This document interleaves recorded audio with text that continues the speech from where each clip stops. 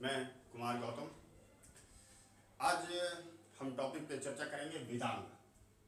हमने ब्राह्मण ग्रंथ के अंतर्गत में वेदांगों के बारे में बताया था, लेकिन वेदांग क्या है, वेदांग से संबंधित कहाँ से हमारे एग्जाम में क्वेश्चन आते हैं। तो मैं पहले बता दूं कि वेदांग वेदों को सही ढंग से समझने के लिए, यानी 4 वेद हुए, उसके 4 अंग हुए, और उन चीजों यानी 4 और 4 8 चीजों को सही तरीके से समझने के लिए, सही तरह से उच्चारण करने के लिए, उनकी सही व्याख्या करने के लिए हम क्या करते हैं, वेदांगों का अध्ययन करते हैं। यानी इसी के लिए ही वेदांग की रचना हुई।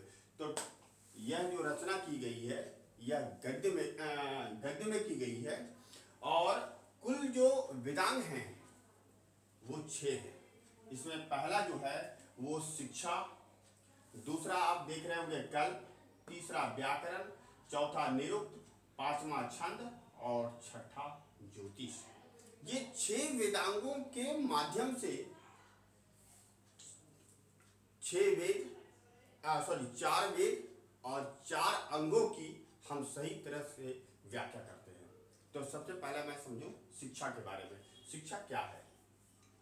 इस वेदांग में जो शिक्षा की कड़ी है, शिक्षा का जो पहला स्टेप है, उसमें क्या मतलब होता है? तो वैदिक स्वरों के शुद्धोच्चारण के लिए, यानी हम किसी वैदिक स्वर, कहने का मतलब है कि ऋग्वेद, यजुर्वेद, सामवेद, अथर्ववेद में मंत्रों का संकलन किया गया है, और उस मंत्रों को सही तरीके से उच्चारण करना, जब तक हमारे अंदर में शिक्षा का ज्ञान नहीं होगा तब तक हम उस मंत्रों का उच्चारण नहीं कर पाएंगे। इसलिए शिक्षा का होना अति आवश्यक है। इसलिए वेदांग में शिक्षा का एक महत्वपूर्ण स्तर है। इसे स्वर विज्ञान कहा गया है, यानी शिक्षा को स्वर विज्ञान, यानी हम एक लय के द्वारा उसको परिभाषित करने का काम करते हैं, उसको जानने का काम करते हैं, उसको पढ़ने का काम करते हैं, इसलिए इसे स्वर विज्ञान भी कहा गया है। शिक्षा का जो प्रमुख ग्रंथ है वो गायलम है, और इसके जो प्रवर्तक का मतलब है जो लिखने वाले होते हैं, जो रचयिता होते हैं, वो है वामज्य, इनका नाम से जाना जाता है। आइए हम दूसरे इस वेदांत की दूसरी कड़ी की बात करते हैं, जिसका हम लोग अध्ययन करेंगे कल्प के रूप में। आप देख रहे होंगे कल्प। कल्प क्या है कि ऐसे नियम जो सूत्र में लिखा गया हो। सूत्र का मतलब है कि एक सीक्वेंस में, एक सीरियल में लिखा गया हो, इसलिए उसको हम कल्प के रूप में करते हैं। पूरे कल्प को 3 भागों में हम लोग बांटते हैं, जिसमें पहला है स्रोत सूत्र, दूसरा आप देख रहे होंगे गृह सूत्र, और तीसरा है धर्म सूत्र। तो स्रोत सूत्र के बारे में हमको बताना कि स्रोत सूत्र में यज्ञ संबंधी का वर्णन किया गया, यानी यज्ञ से संबंधित पूजा पाठ, यज्ञ जो होती है हमारे यहाँ, हवन वगैरह, इनकी हम चर्चा करते हैं।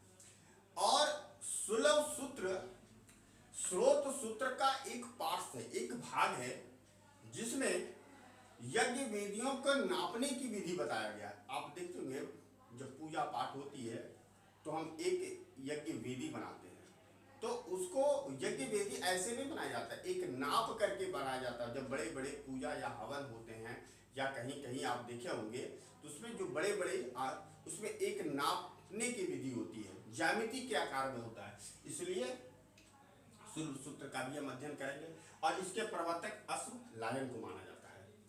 तीसरा गिरह सूत्र की बात करता हूं, तो गिरह सूत्र में कर्म कांड से संबंधित, कर्म कांड का मतलब क्या हुआ कि हम जो पूजा का विधि हुआ या उनकी ये करते हैं, तो उसमें कर्म कांड की बात करता हूं।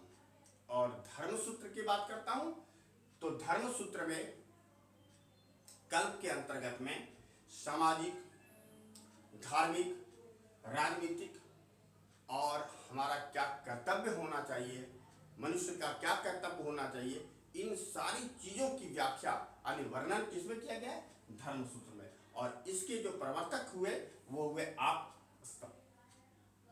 अब मैं बात करता हूं जो तीसरी कड़ी होती है व्याकरण, कल्प के बाद, वो होता है व्याकरण। व्याकरण हम जानते हैं हम हिंदी ग्रामर में बचपन से पढ़ते हुए आ रहे हैं कि शुद्ध शुद्ध लिखना, जानना, पढ़ना ही हम क्या कहलाता है, व्याकरण कहलाता है। तो व्याकरण इसीलिए हमारे जरूरी है, और इसके जो प्राचीनतम ग्रंथ के रूप में हम लोग पढ़ते हैं वो अष्टाध्यायी है, जिसके रचयिता या जिसके लेखक के रूप में पाणिनि को हम जानते हैं।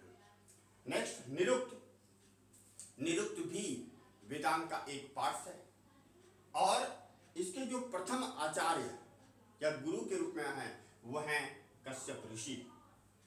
कश्यप ऋषि को माना जाता है, और इनका जो प्रसिद्ध ग्रंथ हुआ वो है निरुक्त, जो यास्क के द्वारा ये किया गया है। नेक्स्ट है छंद। हम जानते हैं कि छोटे छोटे पार्ट्स में छंद लिखा गया है। जितने भी ग्रंथ हैं उसमें छोटे छोटे पार्ट्स के रूप में हम छंद के रूप में अध्ययन करते हैं, और यह पद्य में लिखा गया है। और इसके जो प्रमुख ग्रंथ है वो छंद शास्त्र है, जो पिंगल के द्वारा, पिंगल इनका रचयिता है, पिंगल के द्वारा लिखा गया। और नेक्स्ट जो ज्योतिष की बात करते हैं, आप देखते होंगे आधुनिक समय में बहुत बड़े बड़े कहते हैं कि ज्योतिषाचार्य है। एस्ट्रोलॉजी क्या है, यही है। और एस्ट्रोलॉजी की, ज्योतिष का ज्ञान मुझे प्राचीन काल से चलते आ रहा है, आज हम उसको क्या कर रहे हैं, दोहरा रहे हैं। तो ज्योतिष भी इसी का पार्ट है, और इसका जो प्रमुख ग्रंथ है वो वेदांग ज्योतिष है, जो लग मुनि के द्वारा लिखा गया है। दोस्तों, ये हमारे वेदांगों के बारे में हम पूरी तरह से ये चर्चा किए। किसी भी प्रकार का कोई दिक्कत हो, परेशानी हो, तो आप हमारे कमेंट बॉक्स में बताएं, मैं उसे जरूर सॉल्व करने का कोशिश करूंगा। धन्यवाद।